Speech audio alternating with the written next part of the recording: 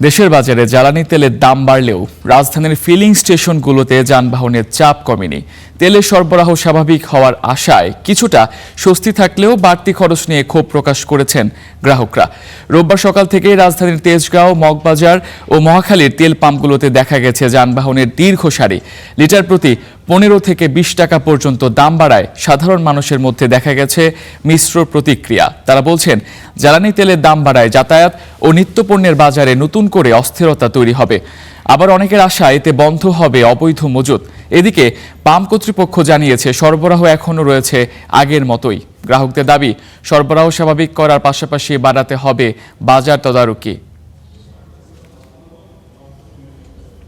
এখন বলে আবার দাম বাড়াইছে 20 টাকা পার লিটারে।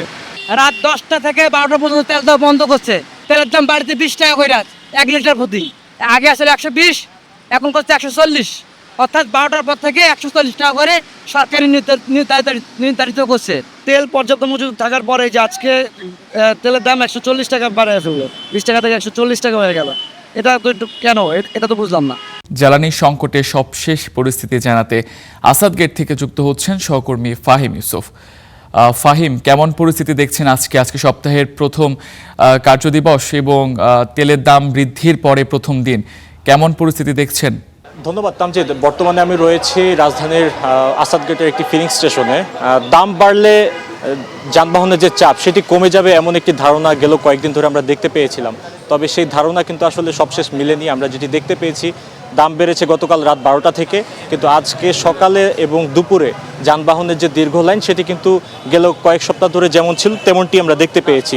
এখানে আমরা কয়েক কিলোমিটার দীর্ঘ যে লাইন সেগুলো কিন্তু বরাবরের মতোই দেখতে পাচ্ছি এবং গ্রাহকদের মাঝে অতিরিক্ত দাম নিয়ে আমরা বাড়তি ক্ষোভও দেখতে পেয়েছি। অনেক গ্রাহক বলছেন যে এই যে জ্বালানি তেলের অতিরিক্ত দাম বেড়েছে, যার ফলশ্রুতিতে কিন্তু দাম বাড়বে তাদের যে দৈনন্দিন জীবনযাত্রা, দৈনন্দিন যে নিত্য পণ্য রয়েছে সেগুলো প্রতিটিতে একটি প্রভাব পড়বে এমন আশঙ্কা তাদের মাঝে রয়েছে, যার ফলে কিন্তু তারা কেউই স্বস্তিতে নেই যেমনটি আমি দেখতে পেয়েছি।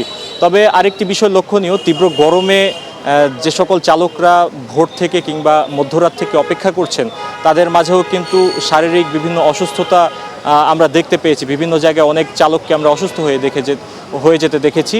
এবং আরেকটি বিষয় লক্ষণীয় যে কিছু কিছু ফুয়েল স্টেশনে আমরা দেখতে পেয়েছি যে ফুয়েল পাস অ্যাপ দিয়ে তেল দেওয়া হলেও বেশিরভাগ জায়গাতে কিন্তু এখনও রেশনিং করে তেল দেওয়া হচ্ছে, যার ফলে কিন্তু সব মিলিয়ে গ্রাহকদের মাঝে এক ধরনের যে ক্ষোভ সেটি কিন্তু আসলে মাত্রা ছাড়িয়ে যাচ্ছে।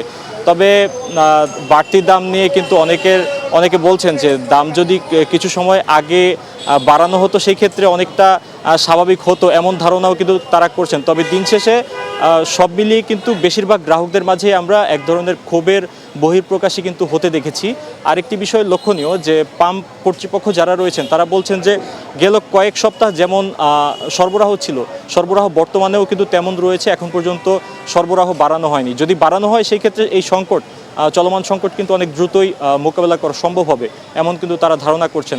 তবে সেই জায়গা থেকে এখন পর্যন্ত বেশিরভাগ পাম্পই কিন্তু আমরা দেখতে পাই যে দিনের বেশিরভাগ সময় বন্ধ থাকে, যার ফলে অতিরিক্ত গাড়ির যে চাপ সেটি কিন্তু বেলা বাড়ার সঙ্গে সঙ্গে সন্ধ্যা হওয়ার সঙ্গে সঙ্গে কিন্তু বাড়তেই থাকে।